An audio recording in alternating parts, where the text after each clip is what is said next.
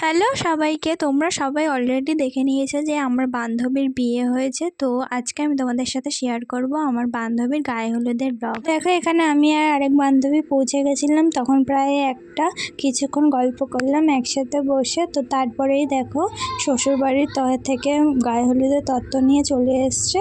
গায়ে হলুদের তত্ত্ব আসতে অনেকটাই লেট হয়েছিল, তখন প্রায় 3:15-20 বাজে তখন গায়ে হলুদের তত্ত্ব নিয়ে এসেছিলো। আর এখানে দেখো শ্রেয়া সবাইকে নমস্কার করে নিচ্ছিল, শ্বশুরবাড়ির সবাইকে। আর এটা ছিল শ্রেয়ার বৃদ্ধি লোক। তো শ্রেয়াকে কেমন লাগছে অবশ্যই জানাবে, আর আমাদেরকেও কেমন লাগছে সবাই অবশ্যই কমেন্টে জানাবে।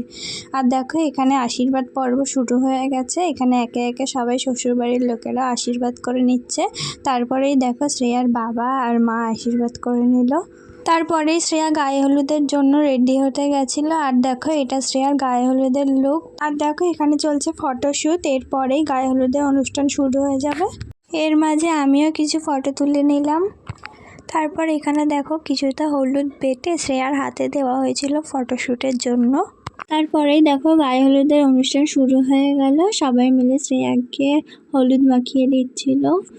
আর গায়ে হলুদের অনুষ্ঠানটা খুবই তাড়াহুড়ো করে করা হয়েছিল, কারণ ছেলের বাড়ি থেকে হলুদ আসতে অনেকটাই লেট হয়েছিল, তো অনেক দেরি হয়ে গেছিলো, তাই তাড়াহুড়ো করে করা হয়েছিল সব। আর গায়ে হলুদের অনুষ্ঠান শেষ হতে প্রায় 4টে বেজে গেছিলো। তো এখানে দেখো জল ঢালার শেষে শ্রেয়া পা দিয়ে কিছু একটা ভাঙবে, তো এটা একটা রিচুয়ালসের মধ্যেই পড়ে।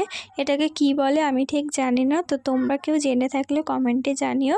আর ভিডিওটি কেমন লাগলো কমেন্ট করে জানিও। তো চলো টাটা।